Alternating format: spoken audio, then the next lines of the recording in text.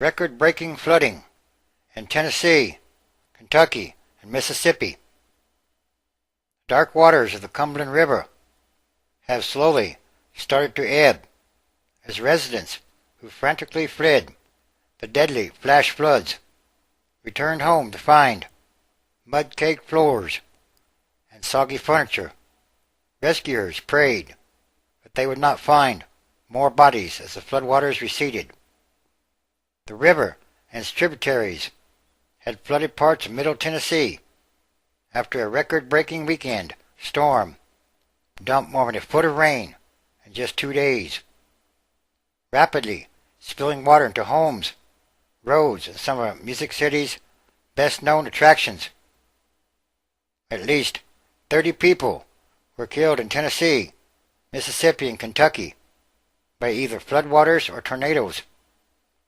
Water submerged parts of the Grand Ole Opry House, considered by many to be the heart of country music, and the nearby Opryland Hotel could be closed for at least up to 6 months. The flash flooding caught many here by surprise, and efforts to warn residents to not drive on flooded streets were hampered by power outages. As the water began to recede, bodies were recovered from homes, a yard, and a wooded area outside a Nashville supermarket. By Tuesday, the flash floods were blamed for the deaths of 18 people in Tennessee alone, including 10 in Nashville. The Nashville scene reported with the city's coordinator for homeless issues said those who had been living in a tent city downtown appeared to be accounted for after it was wiped out. Earlier, police told NBC News that they feared they might end up finding bodies there. Hundreds, if not thousands, rescued. Hundreds and hundreds of people have been rescued by boat and canoe from the flooded homes. Those rescue operations were winding down in Nashville, though emergency management officials were checking a report of a house floating in a northern neighborhood, trying to determine if anyone was in it. It remained unclear how many, if any, people were missing in Tennessee. Authorities in south-central Kentucky searched Tuesday for a kayaker. Those in houses that have been flooded, and some of those more remote areas. Do we suspect we will find more people? Probably so, said Nashville Fire Chief Cam Lawson. We certainly hope it's not a large number. The Cumberland River also deluged some of Nashville's most important revenue sources. The Gaylord Opryland Hotel and Convention Center, whose 1,500 guests were whisked to a shelter. The adjacent Opry Mills Mall and the Grand Ole Opry House. Parts of the hotel remained flooded, and officials estimated it could stay closed for 3 to 6 months, with more than $75 million in damage. All told, damages could well exceed $1 billion. A lot of people coming here have lost either their houses, their possessions, or their cars in the storm. Floodwaters also edged into the Country Music Hall of Fame and LP Field, where the Tennessee Titans play. The water at the Country Music Hall of Fame was mostly confined to a mechanical room. Residents scoured debris. Businesses along Nashville's riverfront lost electricity, and restaurants and bars clustered on a downtown street popular with tourists were closed.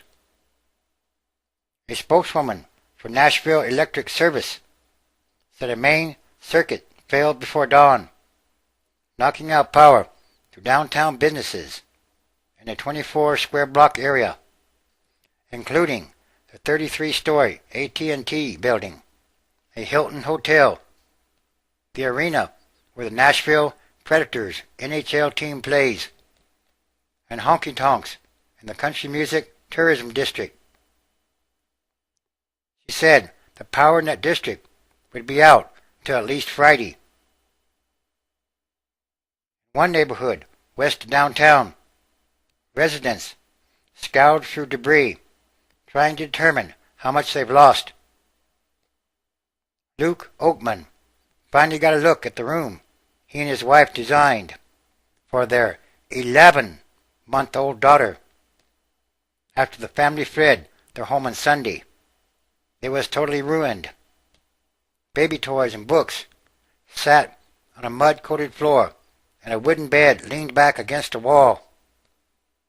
A rocking chair was propped up by the child's dresser that had been knocked over. I broke down when I saw that, the 30-year-old lab worker said.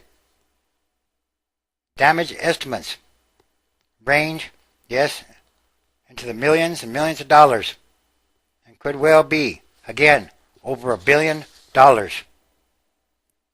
Governor Phil Bredesen declared 52 of Tennessee's 95 counties disaster areas after finishing an aerial tour from Nashville to western Tennessee, during which he saw flooding so extensive that treetops looked like islands. The flooding also prompted election officials to delay Nashville's local primary. Massive storms catch everyone off guard. The Cumberland topped out around 6 p.m. Monday at 51.9 feet, approximately 12 feet above flood stage, the highest it's reached since 1937, if not ever. It began to recede just in time to spare the city's only remaining water treatment plant. The severity of the storms had caught everyone off guard. More than 13.5 inches of rainfall were recorded Saturday and Sunday, according to the National Weather Service, making for a new 2-day record that doubled the previous mark, or old record. The water swelled most of the area's lakes, minor rivers, creeks, storms, and drainage systems far beyond capacity. It flowed with such force that bridges were washed out and thousands of homes were damaged or destroyed. Much of that water then drained into the Cumberland, which snakes through Nashville.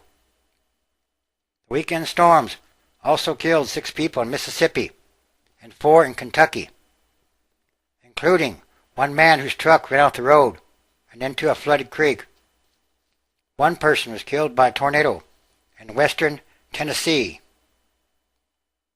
It's serious out there still, said a spokesman for the Kentucky Department of Fish and Wildlife. These waters are very dangerous. And yes, this was massive flooding. And the nations were angry, and their wrath is come. And the time of the dead, they should be judged. But thou should give reward unto thy servants the prophets, and to the saints, and them that fear thy name, small and great, and should destroy them which destroy the earth. Revelation chapter 11, verse 18. 19.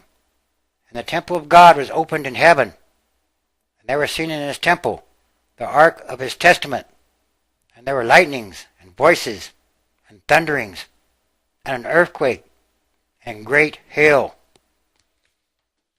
Climate change is real, and there are more severe weather events happening, which is in response to global warming or climate change, whatever have you call it. The more severe events are increasing in frequency, and these are more signs of the end times, transition days, and there are many signs.